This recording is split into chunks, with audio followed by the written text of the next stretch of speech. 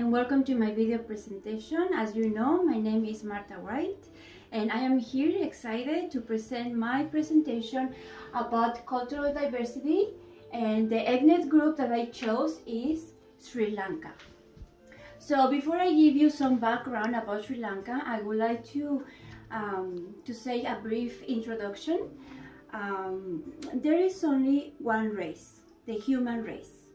Ethnicity is a sharing of a common history, where you come from, language, origin, religion, or identity. Culture is what makes an individual unique, the different values and beliefs, the traditional music and dance. As a support worker, we will care and work with people from different backgrounds, beliefs, and customs. This is called diversity. Canada is a multicultural country. You can see different physical features and hear different languages and accents. As a support worker, you should have the ability to interact with people from different cultures in a respectful and sensitive manner. Every person is unique. To accept people of different cultures, we need to learn about them from them. I personally have 2 friends from Sri Lanka, and I chose their ethnicity to know more about them and their culture. So to tell you a little bit about Sri Lanka, it means resplendent island, also known as Ceylon. It is an island country in South Asia. And just as a quick reference, I have an atlas. So here, this is the Asian continent. This is India, as you can see, a big country, and Sri Lanka is right here, the island country in the Indian Ocean, just for you as a reference.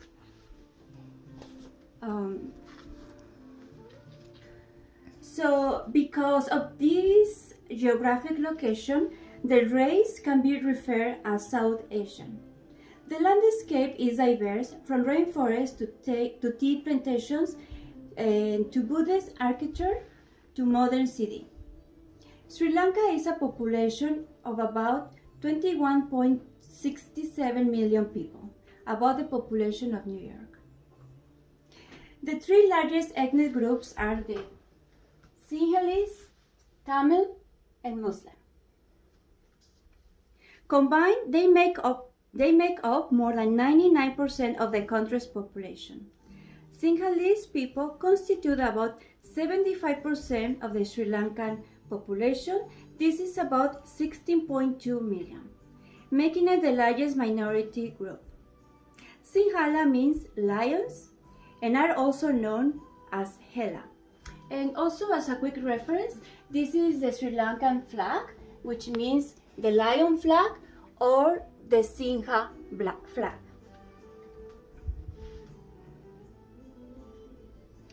In Canada 2011 census, 7,220 people identify themselves as Sinhalese ancestry, out of just under 140,000 Sri Lankans. The main characteristics of the ethnic groups are language and religion. Sri Lankans identify themselves based on their ethnicity, family, or religion. They do not have conflict between religions. In fact, they interact peacefully with each other. And because of this fact, I had decided to not to choose just one singular ethnic group. I'm going to talk about the whole Sri Lanka as an ethnic group. So some of the health practices in Sri Lanka are the Ayurvedic practices, the Buddhist chantings, or known as Parida, Buddhist temple, and they also have universal healthcare. In the early days, Sri Lankans had at least one chief medical personnel called Veda Mahataya, which means doctor. These health practices were passed on by inheritance. Sinhalese medicine relates to Ayurvedic practices. Some examples are healthy lifestyle, yoga, or herbal medicine. Compared to some treatments such as Buddhist chantis or parida, both health practices combined are more effective. Parida is a Buddhist practice which means protection. Sri Lanka's people believe that by rejecting certain verses and scriptures will avoid misfortune or danger. In modern days, Sri Lankan people are covered by a universal healthcare insurance free of cost. Private clinics are also available, but they are usually expensive. Sri Lankans trust their healthcare system and do not hesitate to go to hospital if they need to, even for a small fever. Regardless of their beliefs or religion, Sri Lankans practice the use of modern medical care as well as more traditional healthcare such as herbal remedies, or go to the Buddhist temple for remedies that increase their immune system and promote their physical and mental health. So now I'm going to talk about culture and religion in Sri Lanka. So the three main faiths are the Buddhist, Hindu, and Muslim. Religion and language are key in the identity of the people. Buddhist is the main faith in Sri Lanka. It does not acknowledge a supreme God, but it focuses on an inner peace and wisdom. Buddhism is more a way of life, in which people believe in reincarnation and also in karma. So, reincarnation is the continuous cycle of birth, and karma is the principle of cause and effect. Sri Lankan culture and social life is rich in tradition that are influenced by their faith. The three official languages are, as you can see, Sinhala, Tamil, and English. So this means Sinhala. Artistic traditions include music, dance, and visual arts. Festivals and holidays are celebrated throughout the year. People use elephants and decorate them for their festivals. So as you can see, I assumed the elephant was the national animal in Sri Lanka, but I was wrong. So after I did my research, in fact, Sri Lanka doesn't have one specific national animal. So this is an example of why we should do some research and do not assume things. But in fact, the elephant has a special place in Sri Lanka's culture and religion. Like other cultures in the world, Sri Lankans eat with a fingertips. So I'm gonna show you really quick. So basically this is what they do. So they just grab the food like this and put it in their mouth. So that's very interesting. So Sri Lankans have a national dish, which is the rice and curry. They also have the traditional drink, which is the tea. And Sri Lankans like to offer tea anytime they have a guest. The traditional dress is the sari for both men and women, and even children wear the sari. So what I'm wearing right now is a traditional sari, and basically is not a dress. It's just a piece of fabric, probably about 7 to 9 meters long, which is really, really long, and you just wrap it up around your body. So I had a little bit hard time to do it, but I was able to improvise. So this is an example of the sari in children. These are two girls, Sri Lankan girls, and they look very cute. Sari is not just for women, it's also for men. And this is a very traditional casual sari. So men can wear this pretty much every day. So Sri Lanka also has the traditional flower, which is the blue water lily, and it's a symbol of truth, purity, and discipline. So this is what water lily looks like, something similar. It's kind of blue, purple color with yellow in the middle. It reminds me like a sunflower, but of course just more bluish. So now I would like to explain to you how religion and culture affect the care for the aging. Sri Lankan people take pride in the care for the elderly. It is a custom, a tradition, it is how they grow up. But more than that, the love they have for their elderly parents is the biggest reason they want to care for them in a home-based environment.